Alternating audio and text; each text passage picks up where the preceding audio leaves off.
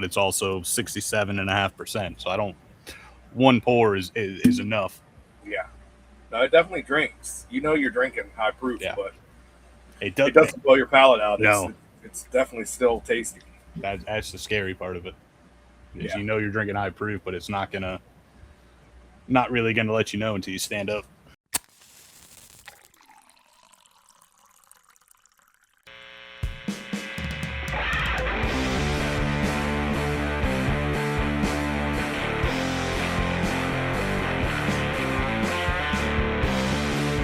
You're listening to Bourbon, Beards, and Belvederes, the podcast where whiskey, cigars, and beard products aren't just a hobby, they're a lifestyle.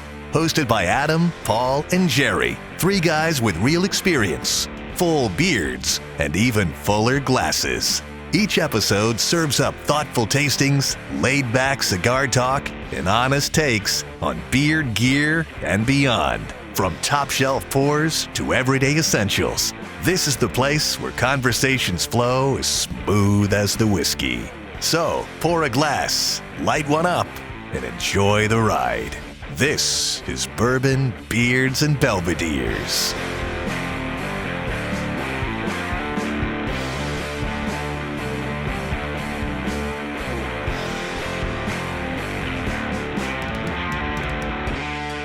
Welcome to Bourbon, Beards, and Belvederes. I'm Jerry. And I'm Paul.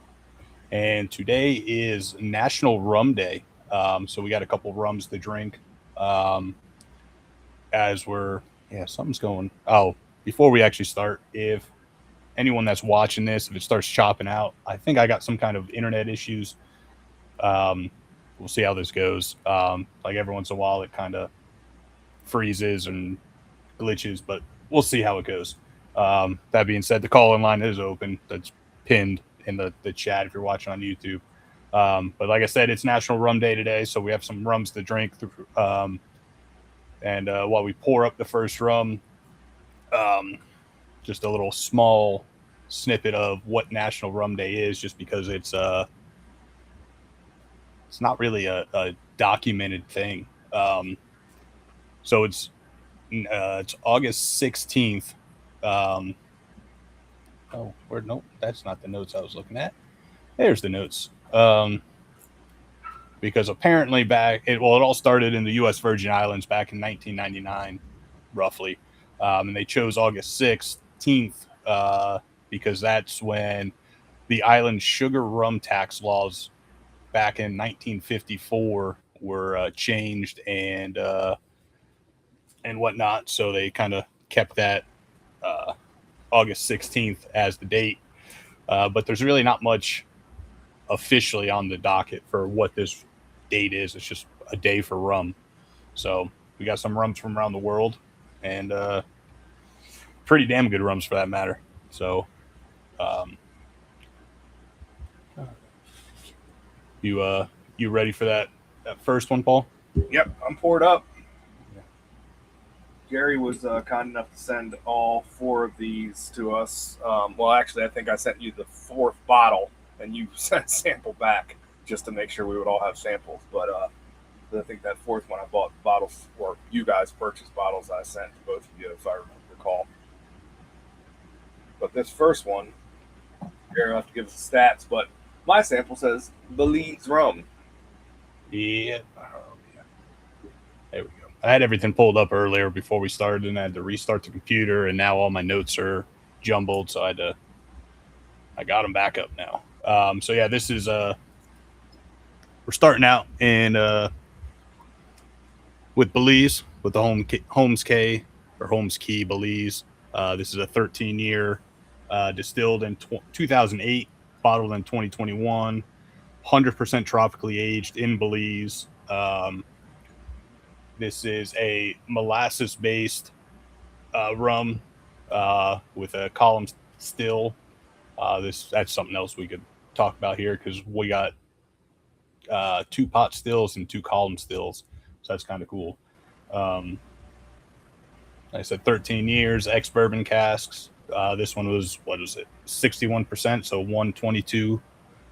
So we're starting out with a hot one, but it just gets hotter as we go along. So this one's probably more if this is like a bourbon drinker's rum. Yeah. Like no funkiness to it. It's that molasses notes, nothing too crazy out of it. Yeah, no, it's there's definitely a little heat on it. This is my first pour of the day. We didn't do a palate warmer, so but yeah, there's dark chocolate was the first note I got, but I got to get back into it. But I got a lot of like, just kind of almost like a baker's dark chocolate, like a very, very dark chocolate. On the nose? Mm-hmm. Yeah. Oh, on the palate? Yeah. And that's still there. There's, it's like a bitter chocolate, good bitter chocolate. There's,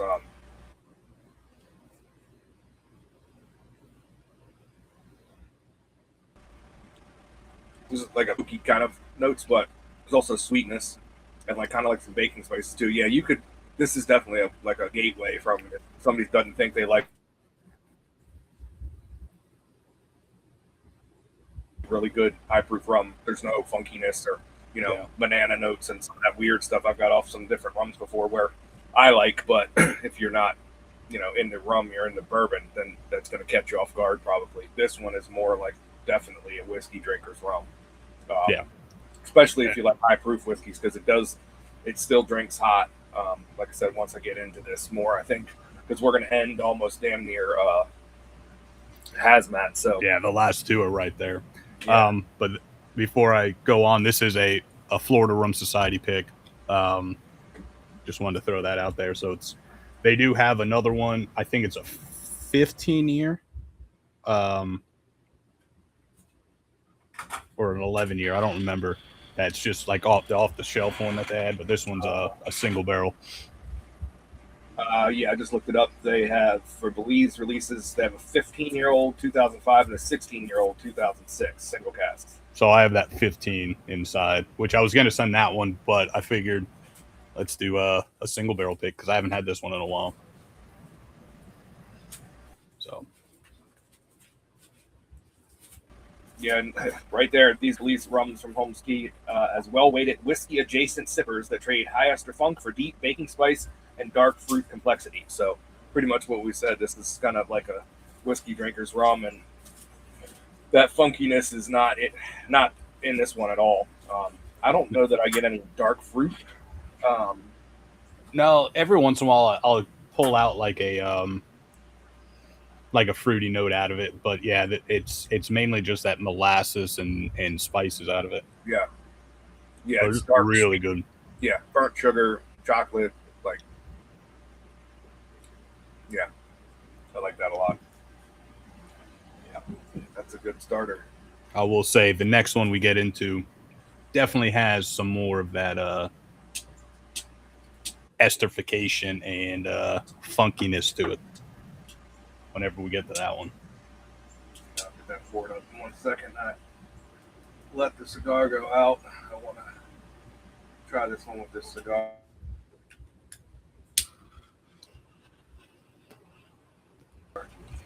Enjoying the beginning of this cigar.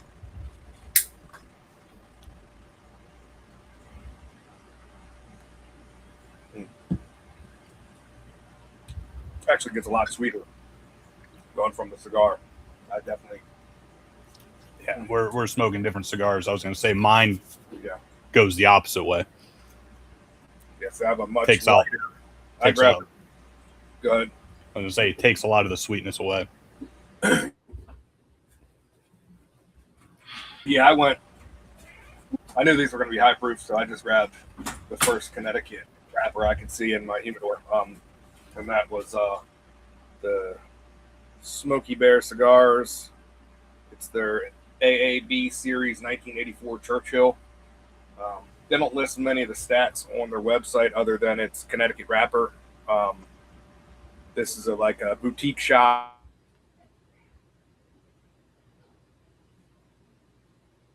That Jake Bain told us I think he had went to. Met Yeah. the owners, husband and wife owners. It's called Smoky Cigar and Cafe out of Blue Ridge, Georgia. So he kind of raved about them. So I picked up a sample pack. This, I think I bought a 3-pack or maybe 2 3-packs. I think I sent you guys one, and because I had a 3-pack still upstairs. So maybe I don't know what I bought, but I think I sent you guys some, and then I got I was looking and I saw it earlier. Yeah, because they were still in the little 3-pack bag in my humidor. I looked the price up again. So this one, if you buy it by itself, $6.95, which is incredible. It's a great cigar, super cheap. And the 3-pack I bought was, I think there was a sweet tip Robusto and a sweet tip Torpedo and this Churchill.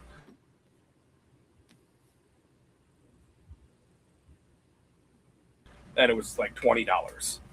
Ship, obviously, because I didn't go to Georgia to get these. They didn't list any other stats about the cigar other than you get notes of cream and cedar. And it's definitely, you get a bunch of like cedar notes. They're definitely there. It's kind of an earthy, light, definitely a light cigar, but pairs beautifully with this rum so far. Yeah, and I went with a little bit darker. Not really going to get into it too much because we're going to have these guys on in not next week, the week after, I believe. One with the new Haze Gray Bussola.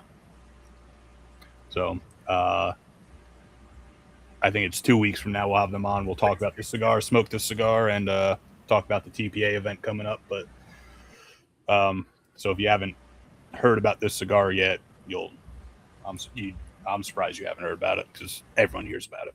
It's a great cigar going with this Belize really well.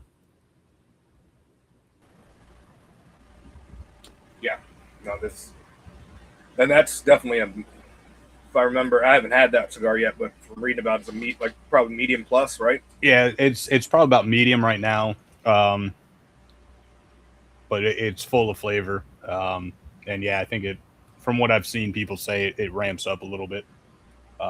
Great flavor so far. Yeah, so like I said, the one I'm smoking is definitely on the lighter side. To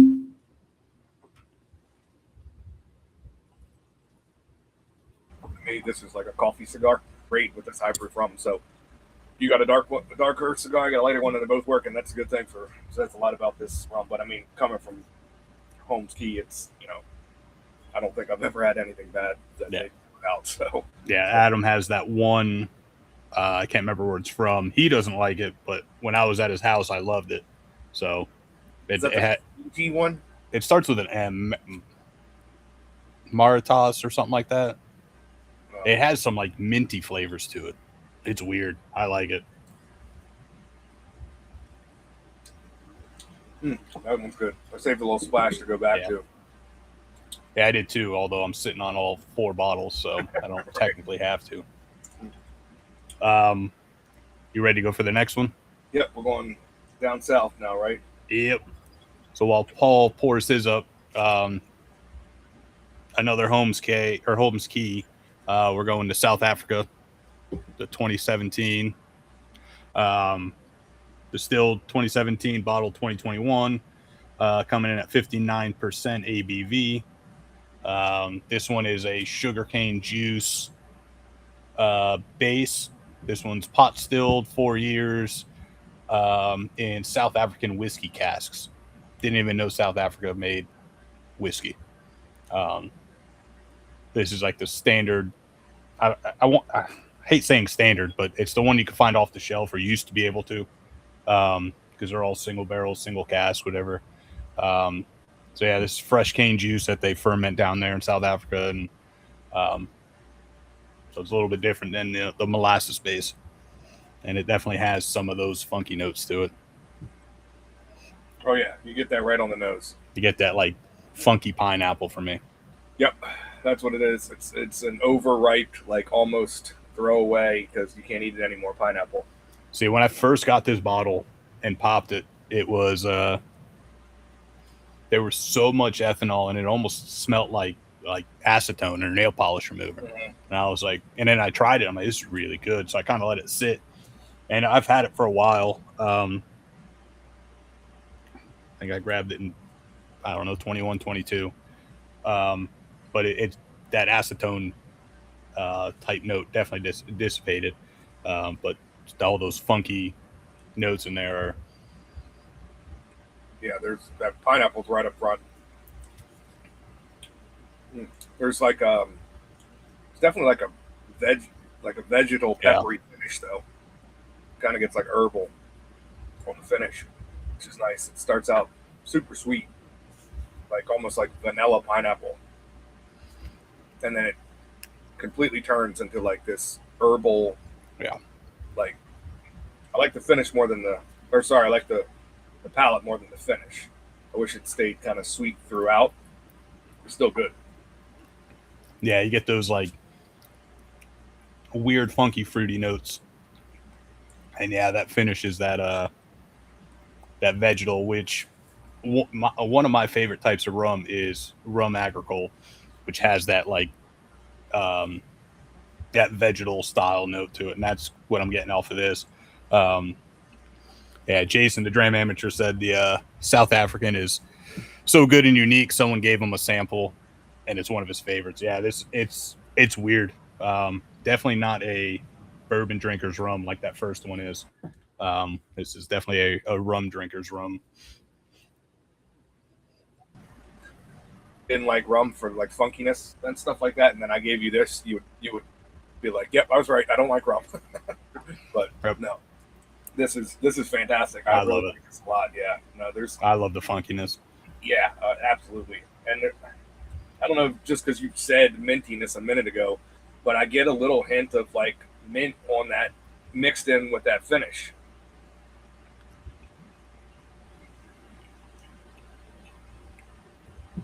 Ooh.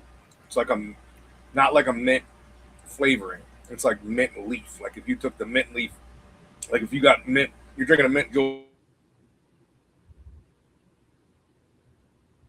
and you accidentally drank a bunch of mint, like you have an actual mint leaf in your mouth. It's like that green herbal. Yeah, I like this one a lot. I just went from the cigar to this one, and it to me it amped up a lot of that. It took a lot of the sweetness away. This is a little bit of heavier cigar. Took a lot of the sweetness away, but ramped up the vegetal herbal style note of it, which I really enjoyed. Yeah, mine did too. It brought that herbal flavor forward. I was getting on the tip of my tongue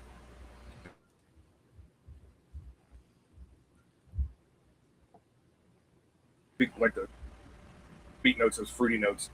After going from the cigar, that herbal that I was getting like on the back sides of my tongue came up front. Like it changed it completely. Got rid of the pineapple. I don't really care for this with the cigar, to be honest, because it takes away that sweet note. Definitely better without the cigar, but yeah, because it just makes it almost not. I don't want to say like bland, but it's like the same herbal, vegetal, a little bit of that mint, little pepper, but it's the same throughout. Where without the cigar, it kind of is more complex. It starts out sweet and it kind of transitions into that herbal, which is really nice. I like this one without the cigar.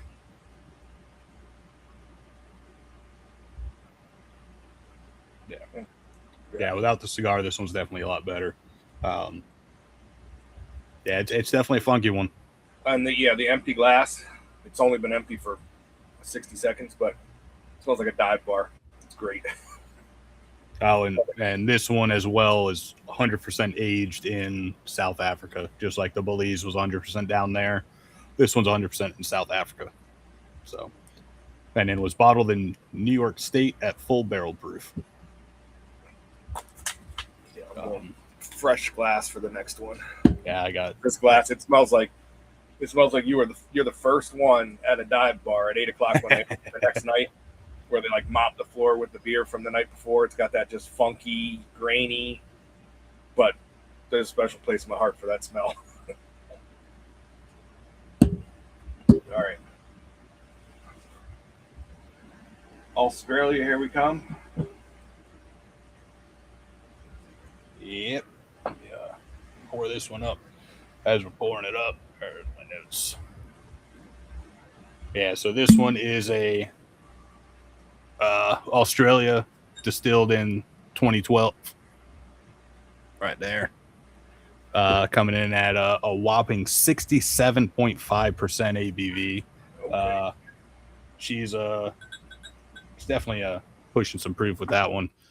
This one as well is a Florida Rum Society pick, and it was supposed to be proofed down a little bit, but it accidentally got pushed through as full proof. Or Oh, darn. yeah.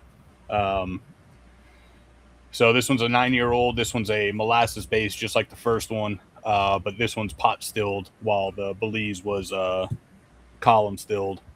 6 years in Queensland, Australia, in American oak vats and barrels, and then it was aged 3 more years in ex-bourbon casks in the UK. I said Florida Rum Society pick with 5-star liquor and wine. Yeah, this one I'm a big fan of. So I don't get any funkiness on the nose. On this one. No, I get a lot of citrus off this one. Yeah, there's a citrus. There's the mint's in my head now. I get a little hint of some kind of, but this is more like a bubblegum mint, not like a raw mint leaf. But there's like a mineral note or something in there too. There's something. Yeah, the thing that keeps popping out is like a citrusy note, almost like orange. And then that minerality. Yeah, the citrus is definitely up front. It's like a brightness, but there's like this dull, like, I don't know how to describe, but it's like mineral note. Yeah.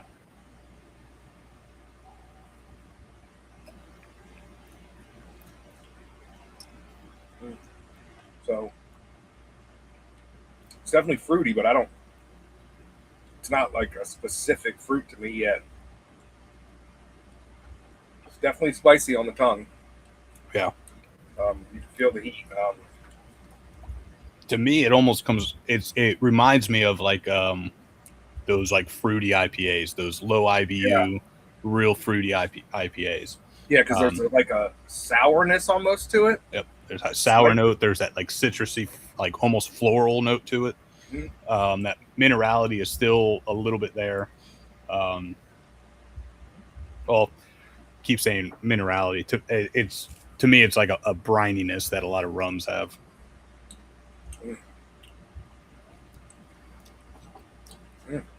My favorite so far. I love this one. I would love to try it at a lower proof so I could drink more of it, but I'm kind of scared that it would take a lot of these notes away. Yeah, I would. Lower proof could bring out some notes you might not want in there that the high proof might hide, because there's a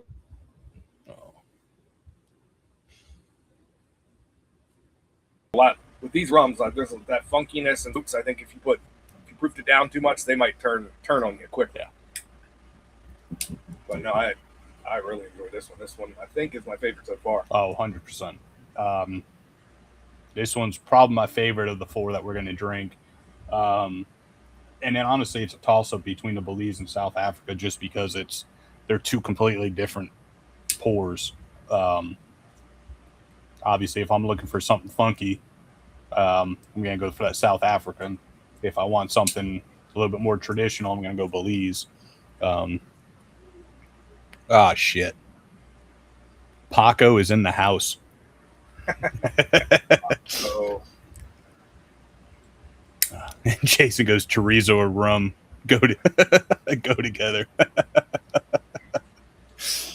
So going from the cigar to this one, I'm once again not a fan. The cigar is great, but it takes away that fruitiness. It almost makes it like a savory note or something.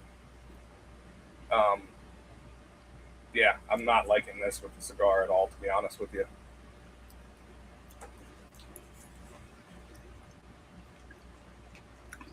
How does it work with your cigar? Because we're smoking completely different styles. I like it.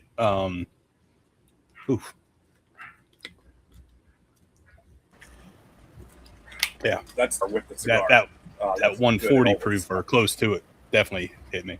Yeah, it's working well with the cigar. It mutes some of the fruitier notes, but it's still fruity enough, and that briny note is still, or that minerality note is still a little bit there.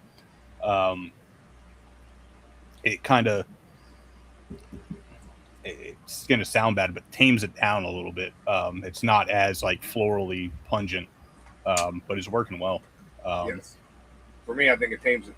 It tames it all the way. It takes away everything I liked about it and turned it into like this weird savory. I don't know. It got oilier, and I'm not a fan with the cigar. And then I went back after I swished my mouth out with water and went back to it, and it's fantastic again. So I don't know. So far, 2 out of 3, I'm not really liking with the cigar. Maybe I'm not a cigar and rum guy. Yeah, I've never really done. Well, I've done cigars and rum, but well, obviously this haze gray is a little bit different than the traditional cigar. It has, I don't know how many countries in it, but typically it's like I'll go with like, I don't know, like a Maduro or a Habano, just like a traditional like Nicaraguan or Dominican, and they typically go well. But yeah, the only one I liked with the cigar was the Belize, which was damn near whiskey. So yeah, that's yeah, I liked it with this one. It definitely tamed down that sweeter note to it, that fruitier note. Yeah, and brought it more towards the right off the bat. You're getting that, for me, that floral citrusy note with the cigar. That it started out a little bit like that toastier like cedar style note from the cigar, I'm guessing, and then that citrusy floral note kind of went to the mid palate before the finish. So it kind of took a step back, I guess. Yeah, I haven't had many of those Hamptons. Jason said the Hampton, the younger with any cigar, is a good pairing. I haven't had many Hamptons. I like some Jamaican rums. Some of them go too funky for me. But I think you sent me. You'll have to remind me, Jason. I think it was one with like the birdhouse or house something. I really enjoyed that one. I'll have to look it up if he doesn't respond. The Great House, maybe.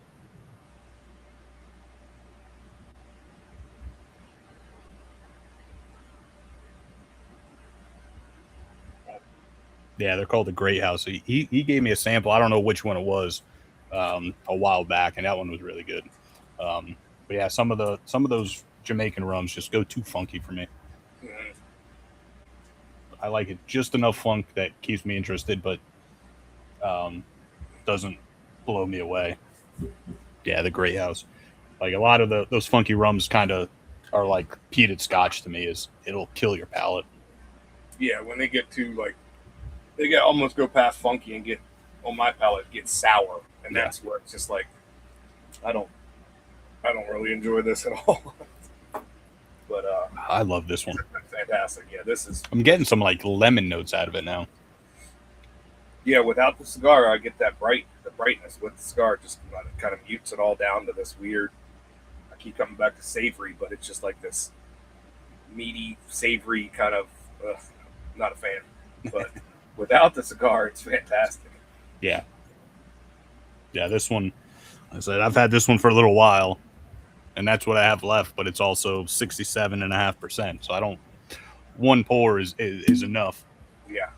No, it definitely drinks. You know you're drinking high proof, but it doesn't blow your palate out. No. It's definitely still tasty.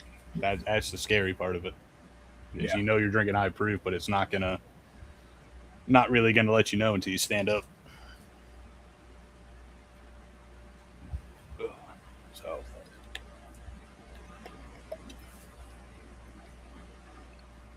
yeah, that's good. Want to move on to this final one real quick, and then we can kind of go over what we thought about all of them. Yeah, that works for me. I got a little information on this one. I know you got me this rum. I don't know if you have any more information than I do with it, but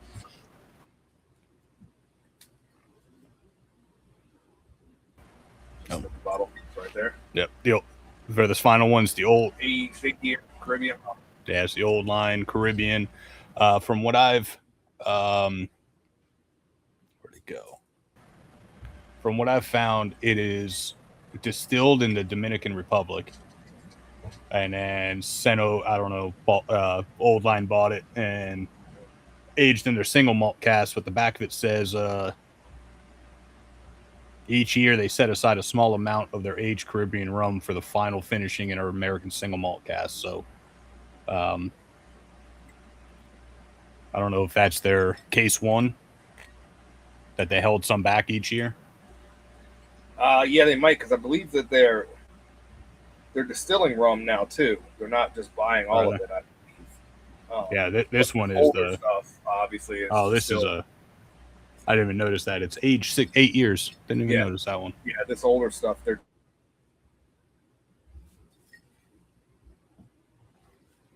definitely buying in their barrels, in their whiskey barrels. But I believe a lot of the case one stuff now they're distilling on their own, and then they have the. I think I either sent you guys or I have samples to send because we've.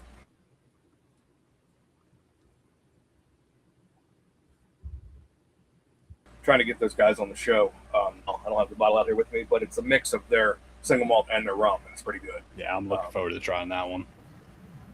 Yeah, but yeah, so if I haven't sent those, I'll have to get those out to you guys because I got a bunch of old line samples on to get out and get in your guys' hands, so when we get them on the show, we can have a bunch of their product, which we've had on the show before because the distillery is 20 minutes from my house, so I've been up there. I'm a member of their quarterdeck whiskey club and all that stuff. I've been there for a bunch of events and stuff, and really, really like everything they're doing. Their distillery's really cool. It's in this like warehouse district, but it's really nice on the inside. They have outdoor patio where they do events, like outdoor area that's all kind of walled in away from all the industrial area that they're kind of in, and it's a nice little place. They had Thursday night, I wasn't able to go, but they had I think it was last Thursday, they had a cigar event that I would like to go to, but had other plans. So, big fan of Old Line and what they're doing out for Maryland. Yeah, I've had a couple of their single malts, and I think we've tried one of their case one rums on here at one point. I think we tried the case one rum when it first came out. I sent you guys. That was like a couple years ago. I wasn't. I think that's what we did for this National Rum Day or World Rum Day. We had that one. It was all right, but it was also I think like 86 proof or something like that. It's lower proof. It's so much better now, unless my palate's changed. But when it first came out, I really wasn't a fan of it. But I don't know if they were sourcing the first batches. I'm really not sure. But right now, their case one is fantastic, even at that lower proof. I really like it a lot. I think we had it on recently, and I think we all enjoyed it. But I remember not really liking the first bottle I got when they first came out with that release. But everything else, I've liked everything they've had. Their barrel finishes. Real good. And this nose is completely different than all the other ones. Yeah, this is that traditional, like Caribbean rum, that caramel, the vanilla. Yeah, powdered sugar, like it just sweet, everything sweet. Basically what Captain Morgan and Sailor Jerry want to be, but they can't, so they throw all those damn spices in it. This is like you walk into like an ice cream parlor. That's that smell. It's just sweet, creamy. The only thing I'm missing, I was hoping I would get some of the malty notes on it from the single malt. The sweetness just overpowers anything. You can't get anything else. It just and it continues to the palate. Yeah, and that's 2 proof points lower than what we just had, but drinks 25 points lower. Yeah. 67 and a half for the Australia, 64.9 for the Old Line, and it's night and day. Yeah, this does not drink as high proof as the Australian one. I would never guess that this was 65 proof. No, Friday night I pulled this one out. 65%. Like, I don't remember when you got me this bottle, but that's all that's missing. Like, I cracked it when I first got it, took a small sip of it just to try it. The rest of it was the 2 samples I got you guys, and then I had 1 or 2 pours of it the other night, and I was like, I got to go get a different rum because at 65%, I can't drink this. I can't have 2-3 of these. Like, I'm gonna be fucked up. I think I got these for you guys around New Year's because they had that special going on for 19 or 2000 $20.26. I think something like that. Yeah, which is like less than half of what they normally sell for. But they do a thing every year around New Year's. I think every year. I know I've done it 2 or 3 times. Where you go in and you get a bottle for. I think you can get up the limit of 3 or 4, but this past year, 64.9% delicious rum for $20.26 a bottle. But yeah, as soon as you sent that text with that that graphic ad that they had, and I saw $20 for 65% rum. Yeah, it's a no-brainer. Yeah, it's go stock up. Worst case, it goes in cocktails at 65%, 64.9, whatever it is. Yeah, that's always my thought. Even if I don't like it, at that proof, you can make a bunch of mixed drinks with it, and it'll be fine. But this is, I knew I would like it. I'd had it before, and at that price, buy as many as they'll let me buy. And the cigar is going fantastic with it, even though it keeps going out. Haven't been able to put it down. Yeah, that's dangerously good. Yeah. I would venture to say that that's a whiskey drinker's rum as well, just because of how sweet it is. It depends. It doesn't have the notes like the Belize one had the whiskey notes. It doesn't really have that, but it's just so sweet on the palate that if you like bourbon, you probably enjoy this. Yeah, this is that quintessential rum that everyone thinks of. And it's the good stuff. And I'm one.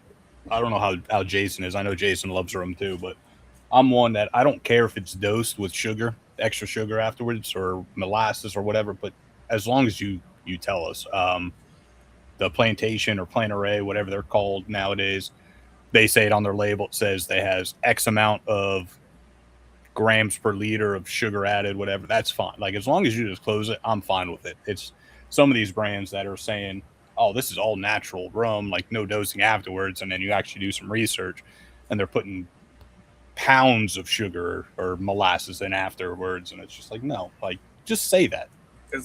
I agree. As long as you disclose it and so you know what you're drinking. I mean, hell, it's made out of sugar. It's not like they're adding sugar to whiskey or something like that. It's distilled from sugar. So adding a little bit of sugar after the fact to meet, the desired target audience's palate, that's fine. I don't care. Just disclose. Yeah, disclose it. Adding the coloring and stuff like that, I don't agree with that. Making it look like it's older than it is and things like that with the fake colorings and stuff. That's I never. Story. I know a lot of, I think Irish and Scotch does that, just kind of keep consistency. Not even for like aging, but like consistency through the batches to keep the. But yeah, if you're adding extra caramel color just to make it go from, say, Belize was dark, just to go from this to this. Yeah, that's fuck you. Yeah, but if you want to do it just to keep your batches the same color, I'm fine with that. I get that as a kind of just a standard. You don't want somebody to walk into a Total Wine and see 3 different colors of your product with the same label on it. I get that, but especially when it's a batch product and not a single barrel or something. Yeah, but adding all the other additives and stuff. I mean, you add some, as long as you're adding sugar or it's not some kind of flavored sweetener or something, some chemical crap after the fact. Like, whatever, it's made from sugar. Why not add some more sugar? If that's what you're going for your target audience. These Holmes Key ones, their target audience is not the rum and coke crowd. So I don't think they need to worry about doing that. These bottles are priced where You're not Yeah, going to they're priced a little bit higher than those captains and sailors and right, exactly. Bacardis. So, yeah, so you're not going to. And I'd imagine the old line is too, minus their sale that they had. Yeah, I'm not sure what their regular is. I'll look that up, but it's definitely, I think, was less than half what we paid for this bottle. I don't remember the price of these, but I want to say they're at least in that $70, the high 70s. The Australia, I don't remember, just because of the proof. It might be I don't have the tag on it. I do know the Fiji, which I sent Adam a sample of the Fiji, and he fucking loved it. If you haven't had the Fiji, I'll get you a sample. That's probably one of my favorite rums. It's a Holmes K or Key. I don't know why I keep saying K. Holmes Key Fiji. It's fucking amazing. That one was definitely up there with the retail for BTAC and birthday bourbon prices, but to me that one was well worth it. And I was on a virtual tasting with Eric from Holmes Key, and we tried a lot of samples. And this Belize was one of them. The Fiji I'm talking about was one of them, and a few others. And I might have woke up the next morning with a purchase order. But well worth it. Anything these guys do or are buying is definitely fantastic. I got 2 Guyana rums in there from 2 different stills. Those things are amazing. One's Jason's saying one of his favorites is the Guyana. One of them is that overripe, like grilled, almost like fermented, like pineapples and bananas flavored. The other one is like the darker, almost like the Belize.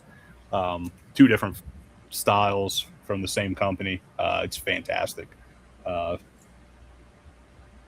So anything these guys do, if you're a rum drinker, definitely shell out some of the cash for the Holmes K Holmes Key. I gotta stop looking at the bottles because it says CAY, so I keep saying K, even though I know it's Key. Definitely shell out the price for them because they are all fantastic. If I'm not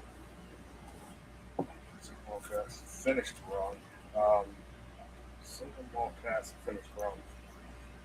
It looks like this might have been like only like $45. The normal price. The old line? Yeah. I'd buy it all day for $45.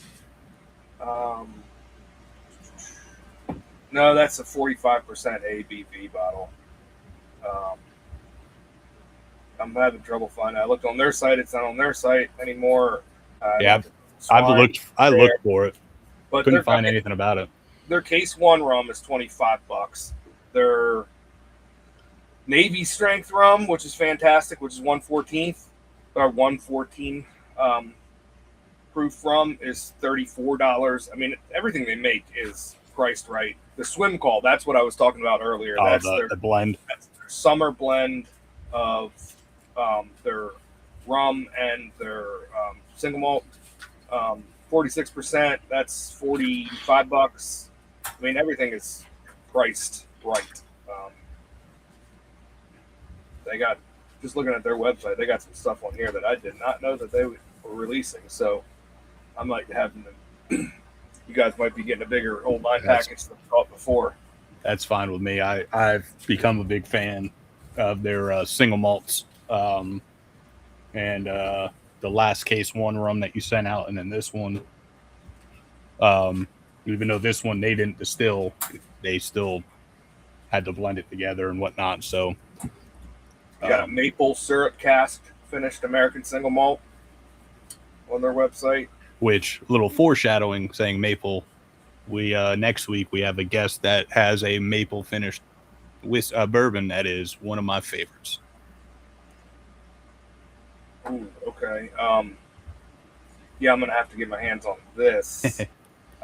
They have a Maryland 400 whiskey, which you live in Maryland, you know we got pride for our state, and this is 4 Maryland distillers came together to create a whiskey worthy of the Old Line State, blended from distinct whiskeys produced by Old Line Spirits, Sagamore Spirit, Baltimore Spirits Company, and McClintock Distilling.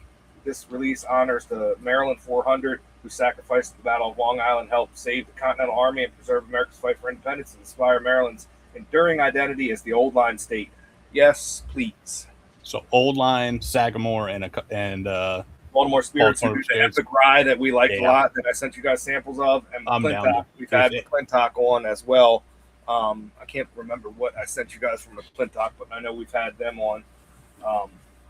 Yeah. Shit. Yes, All you got to say is the first 3. This I'm sure I've heard of like that 4th one. Yeah. Say those first 3, and I'm 100% down. That is starting October. Yeah, can't talk. Available. Yeah, that's what that one starting that 67 and 65% does to you. Yeah.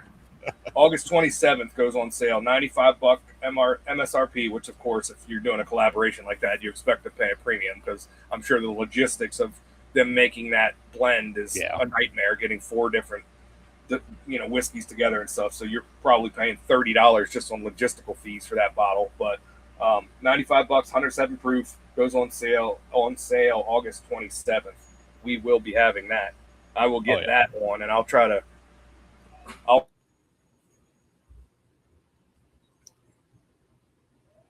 reach out to those guys. Obviously, we have a bunch of samples of theirs, but maybe talk about that one the most. Kind of bring them on to talk about that one. That would be a fun one. I did not know that they were doing that. So I'm looking forward to that one. August 27th, I might be at the distillery grabbing that one, just to make sure. Because I would imagine it's somewhat limited. I guarantee it's not, you get. It's probably a barrel from each, so you're looking at probably 600 or 700 bottles, maybe.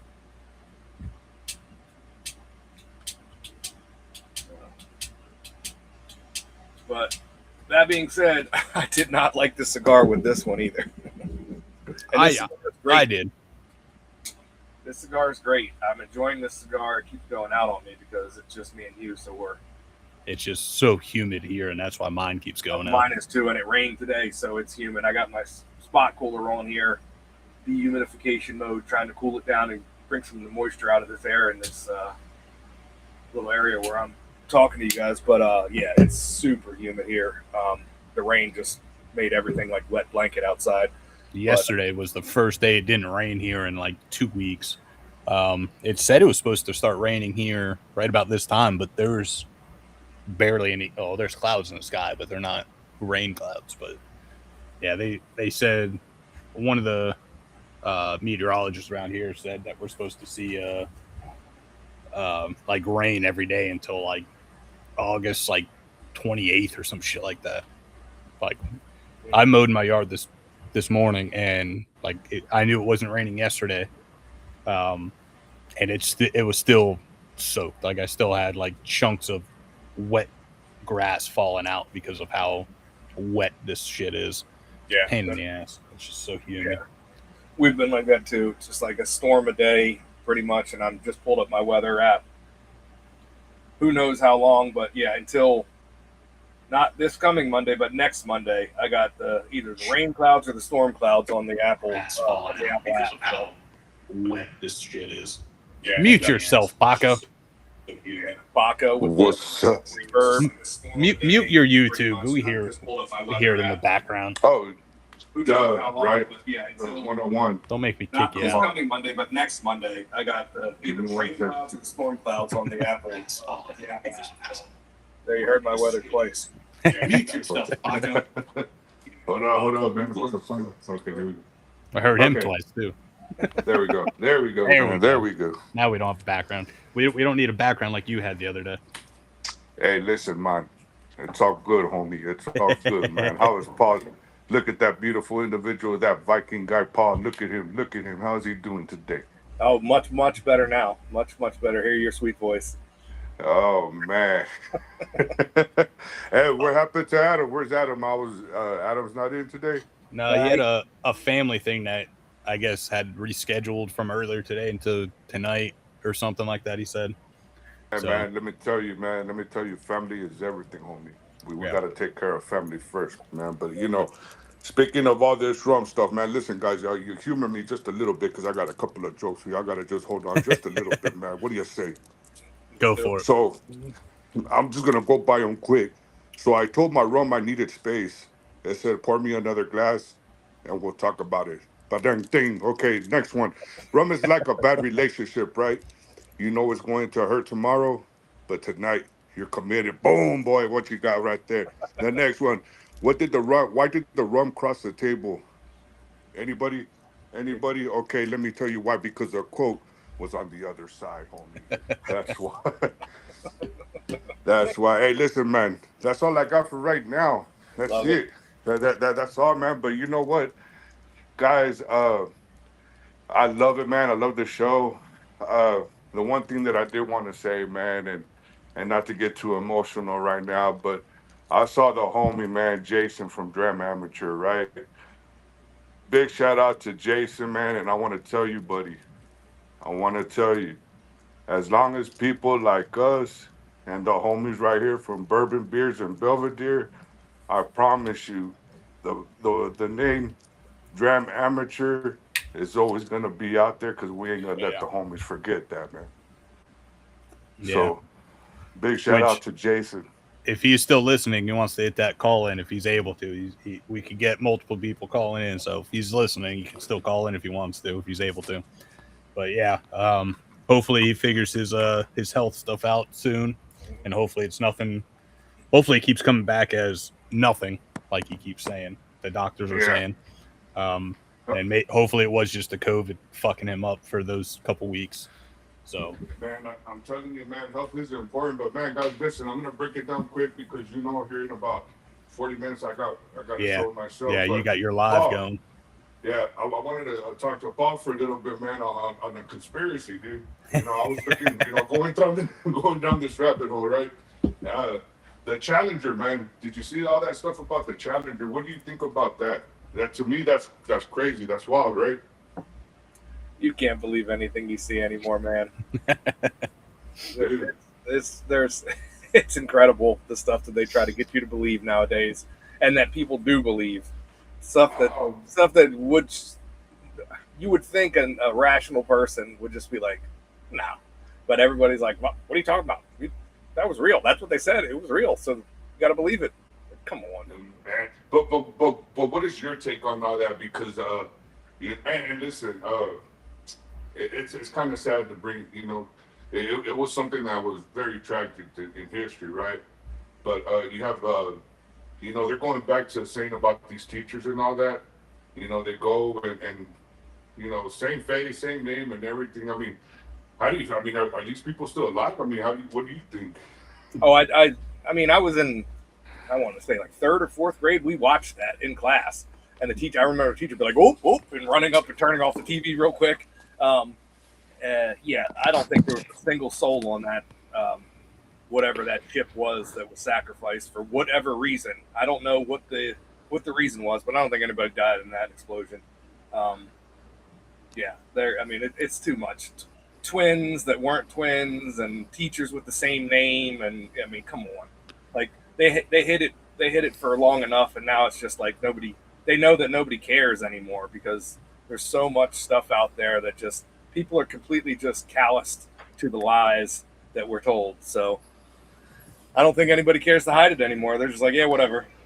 We're not going to admit it outright, but I mean, here's irrefutable evidence that this person didn't die and he's still alive, and he's been, and there's almost a backstory for each and every one of them. So I don't know. It's just, wow, dude. You don't know what to believe anymore. You can't really believe anything. You just got to make your own decisions, and yeah, it's kind of sad. But one day, hopefully everything will be declassified, and everybody will know the truth.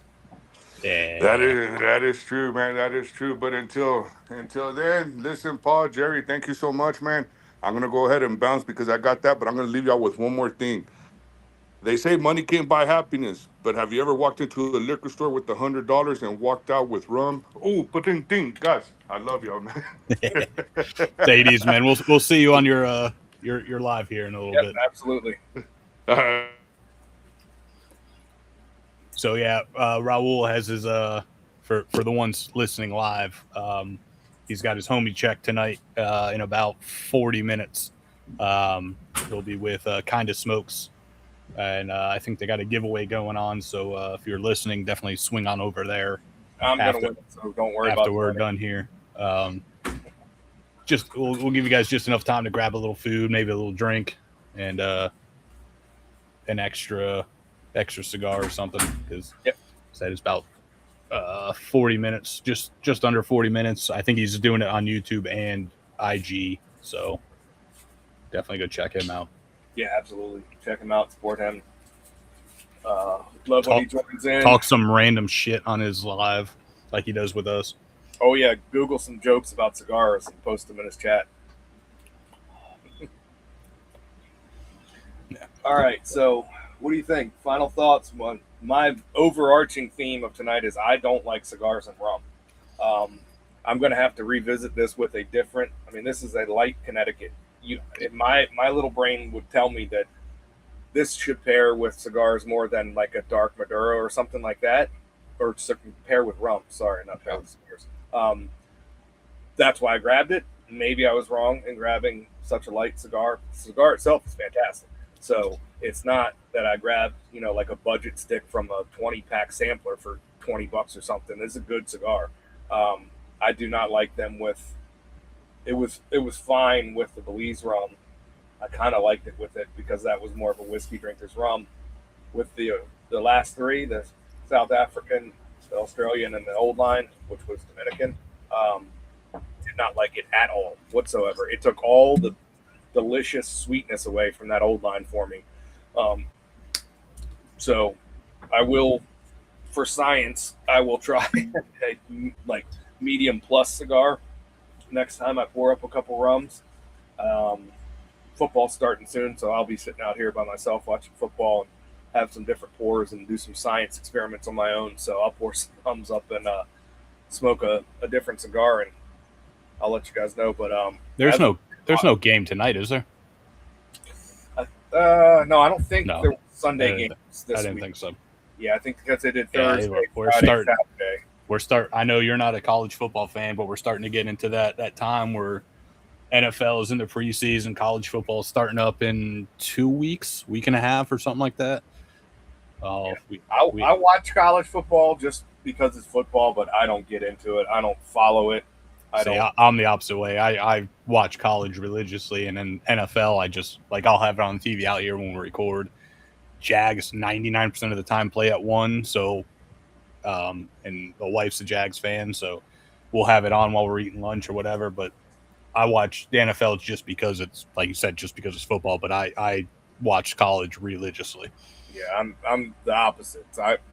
I've taped all of the games because NFL does the recap kind of without cuts. They'll run through every game for on the all 22s on NFL.com where you can watch the overview, and they just whip through without stoppages pretty much. It's the best way to watch a game in my mind because you don't have the 50, 45 seconds in between plays. Yeah. They just cut, and you're seeing the all 22, which is what they watch. The coaches watching stuff. I love it, and I watch for preseason. I watch the first half of every game. So every single game that's played in the preseason, I'll watch the first half just because. Yeah, once you get into the second half, especially the first couple preseason games, none of those kids are going to make the team. If they do, they're going to be a practice squad or riding the bench pretty much. So it's really the first half that I'm looking at. And we've had some good football so far. We've had some, preseason stuff. You've seen a lot. Seen some injuries. Yeah, unfortunately, that's going to happen. And some, quarterbacks taking some hits that they should take. I'm a big fan of if you have an established quarterback and there is no quarterback competition, you get to get out there and you get 3 plays. If you don't get a first down, your ass is benched. Yeah. Just enough to get you out there on the field, kind of knock the dust off. But if you unless if there's competition, I'm there with you. It's not out there with guys trying to make the team, that are going all out to try to prove something. I mean, I know they go all out during the season, but it counts during the season. It doesn't count right now. So yeah, I'm with you. If you got yourself a Brady or Peyton Manning or something, there's no reason other than like that first drive just to kind of start getting into the rhythm. There's no reason to. And there will be no play action. There will be 7-step drop, throw, shotgun only. There will be no under center. There will be, it will be you're 4 yards back from any linebacker, and you have plenty of time to get rid of that ball before you even see him, hear him coming, because it's not worth it. The preseason, it's not worth it. Preseason. That being said, the team that does have a QB competition, there's several. With the Browns. Well, the Browns have 3, honestly. Did you see what happened last game? Like, they were all throwing picks and getting sacked and fumbled, every single quarterback. Yeah. Well, I mean, there was a highlight reel that someone put obviously it's all the bad parts of it. So I didn't watch the game, so I don't know exactly how they played, but it was literally like, because that's where Sanders is playing, isn't it? Shadur Sanders, Deshaun Watson, and Dylan Gabriel. Every drop back that this guy put together is like a montage. It's either a sack fumble, a way overthrown interception, a way underthrow. Like, they were throwing it to the dark jerseys. Yeah. Was just, and it wasn't like just like 3 or 4 plays total. No. It was like 3 or 4 from each quarterback, and there was 3 of them going. Yep. Yeah. No, it was bad. Deshaun Watson's not good anymore. He's had too much time off. He's old. I mean, he was good at one point in time. Shadur Sanders is not good.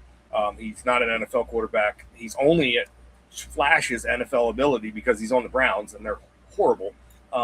If he was on a real franchise, then he would be, 3rd string at best. But no, in Cleveland, he's, in the conversation for starting quarterback.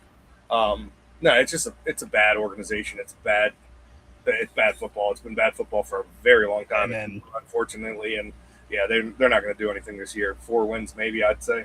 And then Tua's in Atlanta now? Tua is in Atlanta, with Michael Penix. Did you see his highlight reel? He fumbled a couple times, I think.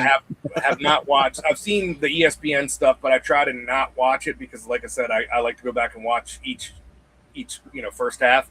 I haven't seen. I read some articles. I saw some ESPN just quick clips running through the games. I heard he didn't look great, but I still think he'll probably win the starting job. Honestly, there. Michael Penix is just always hurt. Michael Penis. Yeah, he's if healthy, he's probably should be the starter, maybe, but he's never healthy, and he never will be, unfortunately. But there's a battle there. There's where else?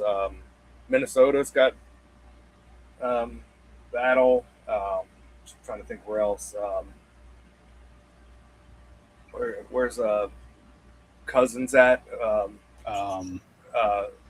Oakland, right? Cousins with Mendoza. Yeah, Cousins will probably start, but that's a battle because all the fan base wants Mendoza, but he's not ready. I mean, if you throw him to the Wolves, unfortunately, that's what most quarterbacks get nowadays when you get drafted that high. But it's sad to see it because the best thing to do is let him play behind, like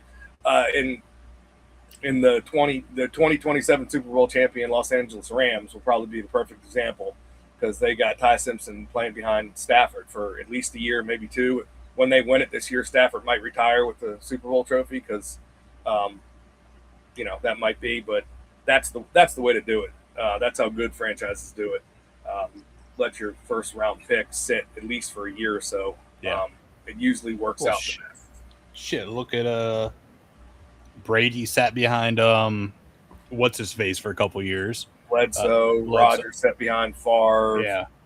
And it can happen. I mean, look, Peyton Manning was an exception. He became one of the best to play the game, but his first season he was fucking awful. I think he set the record for rookie interceptions in his first season. You get thrown to the Wolves, and luckily he survived it. But you see too many times where you throw a young kid out there and just drop him into the NFL, which is completely different than college. It's a whole different speed, and it's unfortunate to see these kids who get washed out so quickly without getting a chance to, play in the NFL behind a veteran. My thing is, if you're one of the top quarterbacks going, that means you're in like at least the playoffs for college football. Yeah. Which means, Could be. yeah, which means that you are with one of the top 10 teams typically, if not top 5. Those guys have some of the best offensive linemen in college football. Absolutely. So you're like, look at to bring up the Jags again. You have Trevor Lawrence, who was with Clemson, and they were a powerhouse those 4 years or whatever he was with them. The only time he ran was actually like option runs. Like he was never hurried up or anything. He got sacked. I don't know the actual stats, but he probably got sacked like 5 times in his 4-year career. Then he gets picked up because you get picked up. The first couple teams picked are the worst teams in the league. You get picked up by the worst team in the league, which means you have a terrible offensive line. And now these guys that have never had to scramble or anything are now, well, shit, I got these 300-plus pound linemen coming after me, and I don't know what to do because I've never had to do this in the last 4 years. So you sit like I've always been a big fan of sitting them behind at least someone that's been in the league for a couple of years, 2-3 years, just so they know and kind of teach them the ways. That you throw these rookies out there that have never scrambled in the 4 years they've been in college. It's a bad thing. Most of them don't make it. And even if they have scrambled, you're playing against a team in college that maybe 3-4 people on that defense in college are going to make the NFL. And then you're now in the NFL with the whole defenses in the NFL. So it's a whole different. Yeah, you might get like an Alabama or Georgia over the last couple of years that get 4 or 5 guys drafted. Right. For the most part, you might get 1 or 2. Yeah, and so it's they game plan to stay away from those handful of guys in college where you can't do that. You can't do that in the NFL because they're all that guy. Yeah. And so it's sad to see some people get shaken out real quick. And it happens. I mean, it happens all the time. So I'm always a big fan of letting somebody sit behind a veteran, especially at the quarterback position. That's really the only position, because in my mind, the most important position in football is the quarterback, and the second most important position in football is the backup quarterback. Because without a good quarterback, you're not going to win games. I mean, it's very rare in history where you've had, a mediocre quarterback win the Super Bowl. I can't think back to the running joke was always the 2000 whatever Ravens when Joe Flacco was the quarterback and they said he was just a game manager. The motherfucker's still playing. He's awesome. That kind of, he ruined that argument real quickly, But yeah, you look back over Super Bowl winners, they're superstar quarterbacks, and if you don't have one and if you can't develop one, you're not going to win in the NFL. So it's unfortunate for people like me who are fans of teams that don't have a quarterback. Maybe one day we will, but if you're a fan of a team like me with the Bucks that has a franchise quarterback that they don't want to pay. They don't want to pay, and they just, let pieces just fall apart around him. Let people walk in free agency, and just all due to money. And by the way, that franchise quarterback was on my team at one point in time, and we didn't want to pay him. I've loved him since college. I have too. He was a dickhead in college. I loved watching him though. Yep. And then when he got to the NFL, I love watching him play. But no one wants to have that. Well, when he first started, they said cancer in the locker room because of his antics. But like he plays, and then he obviously the older he got, the more mature he kind of got. He still talks so much shit. It's great though. So does Stafford, and nobody talks about Stafford like that. No. So it's just, I don't know. It's these labels that some people get that the media just runs with. But no, Baker Mayfield is fantastic. I love him as a quarterback. Love him as a personality, and I wish he was still in Carolina. We'd probably be doing a lot better than we are right now. But yeah, he's you guys are your number one receiver right now. I think is I can't even think because everybody's hurt. Ted Hurst, maybe. They're always hurt. Number one receiver this past preseason game because Luke is hurt, Godwin's hurt, McMillan's hurt. Let's get rid of Evans while everyone's hurt at the end of the season. That's something that not a lot of people are talking about, though. Everybody's on the Rams, and even I am for Super Bowl, but Evans going to the Niners.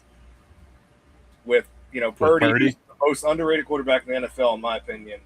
Christian McCaffrey, if he can stay healthy, that defense, I And don't know. Kittle, who's now supposedly, I don't know, went to the moon and got some treatment and came back some alien. I mean, him being able to play week 1 is insane if that's the case, but that's what they're saying.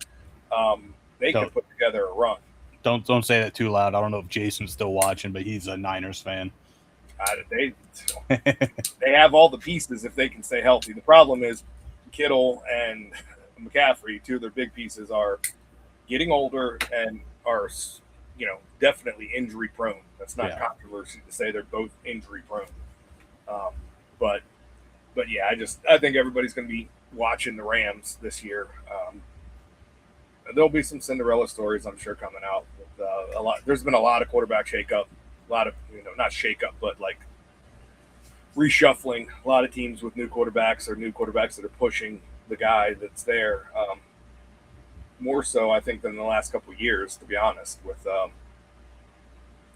the new starters that we're going to have. But it'll be a fun season. It always is. I'm looking forward to it. I'm pumped for football.